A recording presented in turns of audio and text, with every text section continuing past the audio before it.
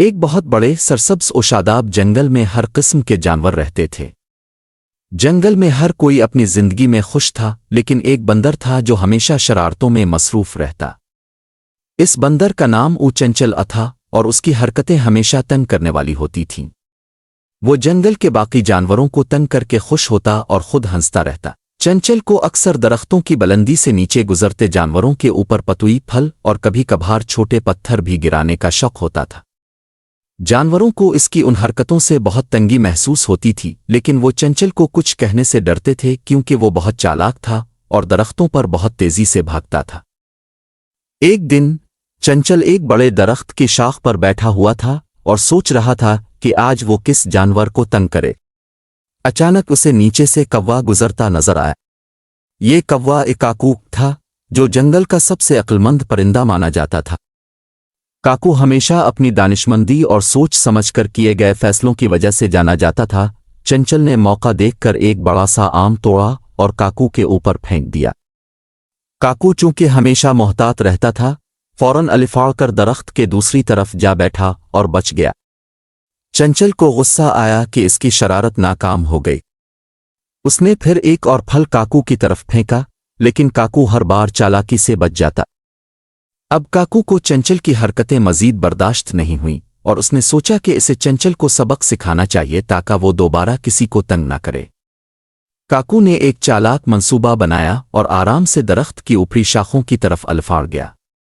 وہاں اس نے ایک بڑی بالٹی رکھی ہوئی دیکھی جس میں بارش کا پانی جمع تھا۔ کاکو نے وہ بالٹی آہستہ سے اپنی چونچ میں پکڑی اور چپکے سے چنچل کے قریب آ گیا۔ چنچل بدستور نیچے جانوروں کو تنگ کرنے میں مصروف تھا اور اسے کاکو کی موجودگی کا بالکل علم نہیں تھا۔ کاکو نے مناسب موقع دیکھ کر پوری بالٹی کا پانی چنچل کے اوپر انڈیل دیا۔ پانی جیسے ہی چنچل کے اوپر گرا، وہ زور سے چیخا اور ساری شاخیں گیلے ہو گئیں۔ چنچل کی شرارتیں اچانک ختم ہو گئیں اور وہ بھیگتے ہی نیچے گر پڑا۔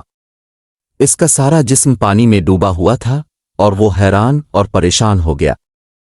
اسے سمجھ نہیں آ رہا تھا کہ یہ سب کیسے ہوا۔ کاکو دور سے ہنس رہا تھا اور بولا، دیکھا چنچل، دوسروں کو تنگ کرنے کا نتیجہ ہمیشہ برا ہوتا ہے۔ آج تم نے جو دوسروں کے ساتھ کیا وہی تمہارے ساتھ ہوا۔ چنچل نے غصے میں آ کر درخت کے نیچے کود کر کاکو کو پکڑنے کی کوشش کی، لیکن کاکو بہت تیز تھا۔ وہ درخت کی شاخوں میں الفاڑتا گیا اور چنچل کو دور چھوڑ دیا۔ چنچل نے اپنی ہار مان لی اور تھوڑی دیر بعد اسے احساس ہوا کہ وہ غلط کر رہا تھا۔ چنچل نے کاکو کے پاس جا کر معافی مانگی اور کہا، مجھے اپنی غلطی کا احساس ہو گیا ہے۔ میں نے دوسروں کو تنگ کر کے غلط کیا اور میں وعدہ کرتا ہوں کہ آئندہ ایسا نہیں کروں گا۔ کاکو نے مسکرا کر کہا، معافی مانگنا اچھی بات ہے چنچل، لیکن یاد رکھو کہ ہمیشہ نیکی اور محبت سے پیش آنا چاہیے۔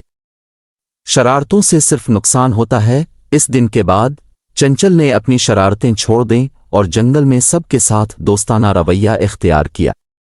سب جانور اس تبدیلی سے خوش ہوئے اور چنچل کو دوبارہ اپنا دوست بنا لیا۔ سبق: اس کہانی سے یہ سبق ملتا ہے کہ دوسروں کے ساتھ برا سلوک کرنا، شرارتیں کرنا ہمیشہ واپس آپ ہی کو نقصان پہنچاتا ہے۔